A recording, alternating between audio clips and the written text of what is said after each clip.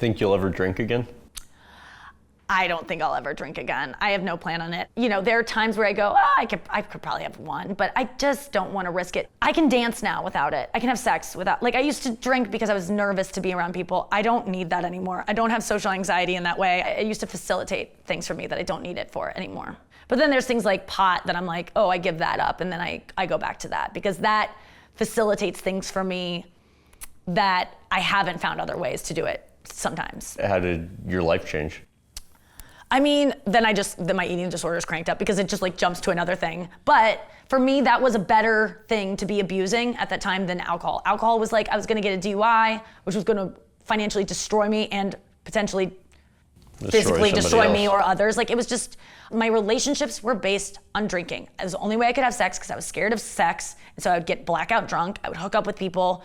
And then the second I would have to have sober sex because God forbid it was like the bars were closed or we couldn't get booze, and then I'm like, oh yeah, let's do it. And I'm like having sex with someone, I'm like, I hate this, but I have to go through with it because if I don't, then I'm an alcoholic. It was leading me to be in all these situations, you know, waking up in the morning being like, who did I meet last night? What did I say? Making friendships with girls that I would see them the next day and they'd be like, thank you so much for talking me into getting that abortion. I'd be like, what? I don't even know who you are. Like I would have like, because I was such a lucid drunk, I would get blackout drunk and no one would know I was drunk. So I'd stop telling people stories because I just figured I'm probably gonna have told them when I'm drunk. Then when I quit drinking, people would be like, we've met before, and I go, was it after 2011? And they're like, yeah. And I'm like, well, then that's your fault. Like you're not memorable, so you should get like an eye patch or something, or like an accent or just something, but you're forgettable. That's not on me. What role, if any, did JD's death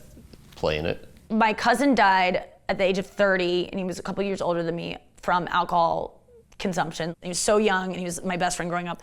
You guys were like as close as it... as close as you can get, like my brother. But then it'd been many years of us not being close, and then I get word that he is like not doing well and he can't keep a job and he just stays inside all day and smoking and drinking, and like, you know, I wrote him a couple emails being like, JD, like, come on, like, snap out of this. Like, I think I had quit drinking at this point, and so I was like, here's a book, you can do this, and then he just died one day, and it's a progressive illness, alcoholism, and so I just knew that no one wants to start out being like a sloppy alcoholic that's in bed all day drinking or whatever, but like, it doesn't start out that way. It starts out like fun, drinking, party, but it eventually gets there. And I just saw like, it will get there for me. And I just wanted to cut it off.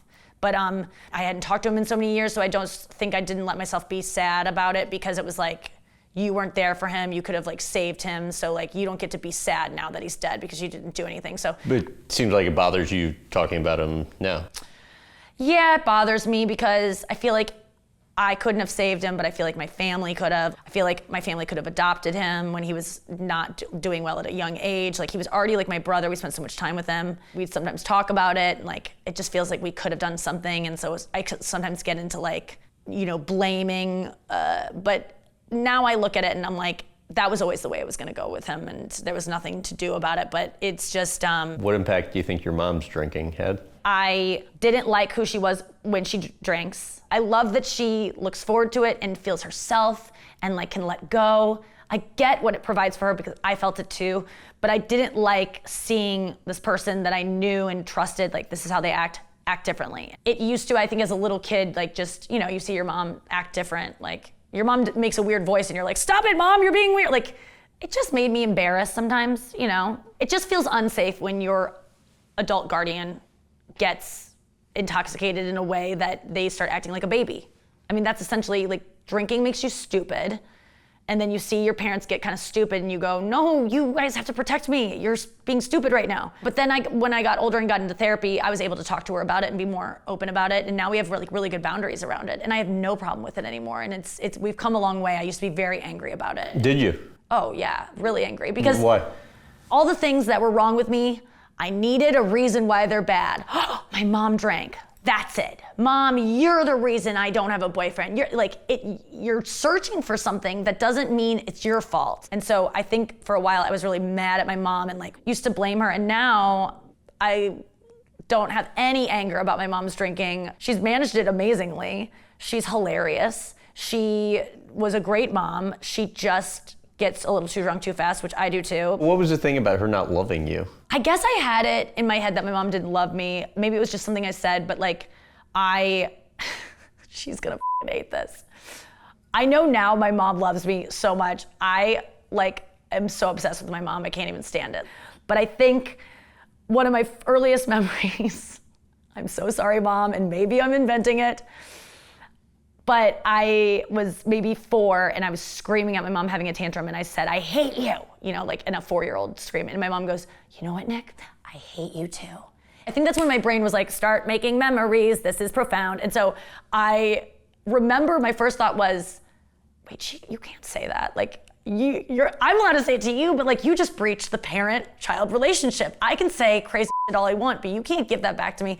I knew she didn't mean it, but it was still like, whoa, my mom just said she hated me. And then we didn't talk a lot, we didn't share our feelings, wasn't really a touchy-feely family. So I think I just took all of that as like she didn't love me because I'd see my friends, like their moms hold hands and stuff, and I'm like, oh, so my mom doesn't. But meanwhile, I had a dad who wanted to hold my hand. Like my dad gave me all of that affection that my mom maybe was a little bit more reluctant to do, but now she gives it to me all the time. Like I just have to ask. My mom goes, I didn't hug you because you didn't like being hugged, right? And I was like, oh. I was a weird child. I really didn't like being touched. I didn't like certain sensory things. I speculate that I was a little bit on the spectrum and maybe still am. And at a young age, like people touching me or getting too close or certain fabrics. I was like a weird kid. So I think my mom was probably just like, okay, don't touch her, when really, she really was amazing and maybe had a couple moments where like wasn't the greatest, but who doesn't? And also considering her childhood and what she came from, and for her to only have that be her problem, triumph. Like she's amazing. I got the best mom possible out of the situation that she came out of. She's so strong, she's so smart, she's so funny. And I have so many addiction issues. Like now I look at her drinking and I'm like, oh, I so relate. And now I can like empathize and not be so mad.